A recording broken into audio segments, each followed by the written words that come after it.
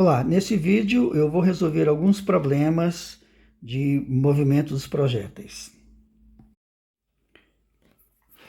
Nesse exemplo, nós temos um atirador, ele vai disparar uma bala horizontalmente com uma velocidade de 250 metros por segundo e ele precisa atingir um alvo que está a uma distância de 50 metros.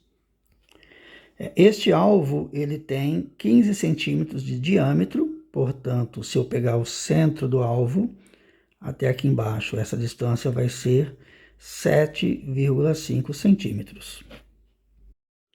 E a questão aqui é a gente saber se o atirador vai conseguir acertar ou não o alvo. Então, eu vou colocar um sistema de coordenadas, eixos x e y. O eixo x eu vou colocar na posição inicial da bala e o eixo y também aqui na posição inicial da bala.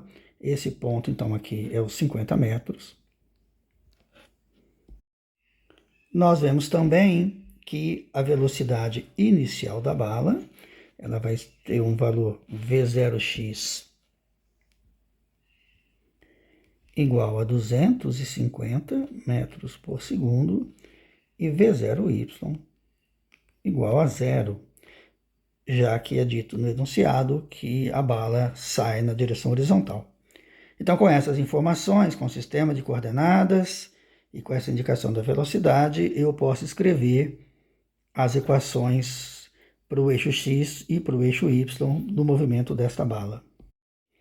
Então, eu vou ter no eixo x, que x é igual a 0 metros mais 250 metros por segundo t, já que na direção x a gente não tem aceleração, e na direção y igual também a 0 metros, mais 0 metros por segundo t, menos 5 metros por segundo ao quadrado, t ao quadrado, já que eu uso nos exercícios g igual a 10 metros por segundo ao quadrado, e o sinal de menos, lembrando sempre, vem pela indicação do meu sistema de coordenadas. Qual estratégia, então, que eu vou usar para resolver esse exercício? Eu tenho essas duas equações, a bala sai daqui, ela vai fazer um movimento parabólico, e o que eu preciso saber de fato é quanto que a bala cai no eixo y quando ela percorre essa distância de 50 metros. Essa que é a questão que eu preciso levantar aqui. Então, eu vou usar a equação no eixo x, já que eu conheço a distância que a bala tem que percorrer, que é 50 metros, para encontrar quanto tempo ela demora para percorrer esses 50 metros. Encontrado o valor do tempo, eu substituo nessa equação e vou saber qual é a posição vertical y que a bala vai ter nesse tempo. Então, eu sei que 50 metros vai ser igual a 250 metros por segundo t. Então, t vai ser 0,2 segundos. E substituindo agora em y igual a menos 5 metros por segundo ao quadrado vezes 0,2 segundos ao quadrado, que é 2 vezes 10 a menos 1 segundos ao quadrado. Então, y vai ser 20 vezes 10 a menos 2 metros, 20 centímetros, portanto, a bala cai 20 centímetros ao percorrer os 50 metros horizontais e o atirador não acerta o alvo. Nesse exemplo, o que nós temos é um carro que se movimenta, o carro vem em uma estrada, ele encontra o motorista, né, de fato encontra um rio, que está sem a ponte. A pergunta a gente quer que o motorista venha por aqui e o carro tenha uma velocidade tal que o motorista consiga fazer com que o carro salte e caia do lado de cá. Ele então nos diz que esta altura, a altura do lado que o motorista vai saltar até até o rio é de 21,3 metros, que a largura do rio é 48 metros, e que a altura deste outro lado aqui, ela é de 1,8 metros. Eu vou usar como sistema de coordenadas para escrever as equações horárias um ponto em que a origem do sistema esteja aqui nesse ponto aqui embaixo, ou seja, o ponto que é da margem do lado do rio em que o motorista vai saltar com o carro, e o valor zero na altura da superfície da água do rio, que está 1,8 metros abaixo da continuação da estrada do lado de cá. Então, nessa situação, a representação desse problema fica dessa forma: eixos x e y. Eu tenho aqui a posição xy, né?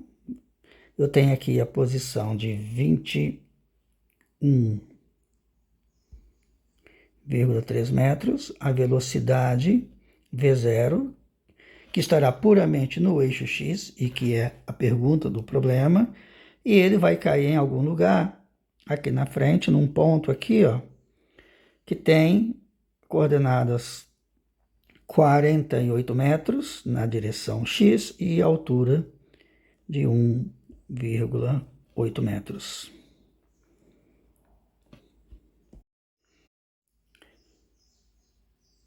Eu poderia resolver esse problema utilizando a equação da trajetória deste objeto, deste carro. A equação da trajetória que diz que esse carro passa por este ponto e tem que chegar a este ponto aqui, fazendo uma parábola, já que a relação, como nós vimos, entre y e x é y proporcional a x ao quadrado. Entretanto, aqui eu vou fazer da maneira, digamos, mais comum, que é escrever as equações para o movimento desse carro na direção x e também na direção y. Então, na direção x, eu vou ter que x é igual a 0 metros mais v0t. Eu poderia colocar aqui v0xt, já que eu estou falando da velocidade na direção x, da componente da velocidade na direção x, mas o desenho já indica isso, nosso entendimento do problema, de que a velocidade inicial está apenas na direção x. Então, por causa disso, eu vou escrever apenas v0 mesmo aqui. E para a direção y, o que eu terei aqui, y é igual a 21,3 metros, que é a posição inicial na direção y aqui, mais 0 metros por segundo t, menos 5 metros por segundo ao quadrado, t ao quadrado. No exercício anterior, eu cheguei com equações que eram parecidas com esta, mas com uma diferença. Naquele caso, eu conhecia o valor da velocidade, e eu poderia então usar o valor de x que eu conhecia para encontrar o tempo e substituía na equação de baixo e encontrava o que eu queria saber ali, que era y. Nesse problema, embora eu tenha equações que carreguem a mesma ideia, o que eu preciso saber é diferente. Eu não sei o valor de v0, que de fato é a primeira pergunta desse exercício aqui.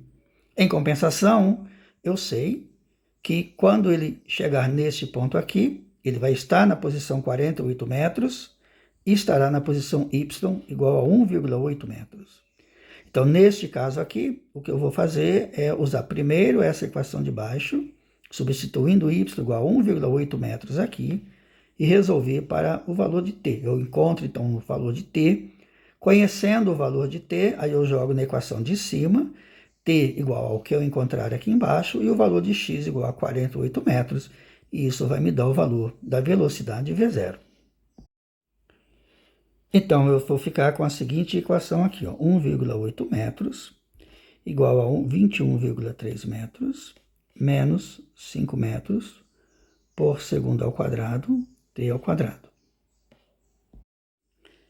Então, essa equação me leva aqui menos 19,5 metros, seja igual a menos 5 metros por segundo ao quadrado t ao quadrado, e eu obtenho então que t vai ser igual a 1,97 segundos, que eu vou aproximar como 2 segundos. Bom, agora que eu conheço que t é igual a 2 segundos, eu retorno para a equação na direção horizontal, x igual a v0t, e substituo o valor de x para 48 metros, igual a v0 vezes 2 segundos, e encontro então que v0, a velocidade inicial que o carro tem que estar, é 24 metros por segundo. A segunda parte do exercício pergunta qual é a velocidade com que o carro toca neste ponto aqui. Então ele faz essa parábola, partindo com a velocidade v0 de 24 metros por segundo, e qual é a velocidade que ele tem quando ele toca neste ponto aqui. Então agora o que nós precisamos lembrar é que neste movimento a velocidade na direção x é constante, e portanto quando ele tocar nesse ponto, ele vai ter na direção x uma velocidade de 24 metros por segundo, mas terá uma outra velocidade na direção vertical aqui para baixo, uma outra componente de velocidade na direção y. Então nessa situação eu posso representar a velocidade desse carro desta forma aqui. Ele tem a componente x, que eu já conheço, que é o valor do v0, mas ele tem uma componente y, que eu ainda preciso encontrar. E nessa situação, então, a velocidade desse carro será dada por esse vetor v aqui. Como que eu encontro a velocidade em y? Eu uso o fato que em y esse carro vai estar em queda livre com vy igual a v0y menos gt, onde g é 10 metros por segundo ao quadrado. Como ele parte de v0y igual a zero, o valor de vy, naquele momento em que ele toca o solo, será menos 10 metros por segundo ao quadrado, vezes 2 segundos, que é o tempo que nós encontramos para ele fazer essa trajetória, portanto, menos 20 metros por segundo. Essa é a velocidade, componente y da velocidade. Então, ele tem uma velocidade que é 24 metros por segundo na direção x e menos 20 metros por segundo na direção y. Finalmente, nós podemos calcular a velocidade, então, com que ele toca ali no chão. Essa velocidade será a raiz quadrada da velocidade em x, 24 metros por segundo ao quadrado, mais a velocidade em y, menos 20 metros por segundo ao quadrado. Eu vou colocar esse menos aqui, embora do ponto de vista do cálculo isso não vai fazer diferença.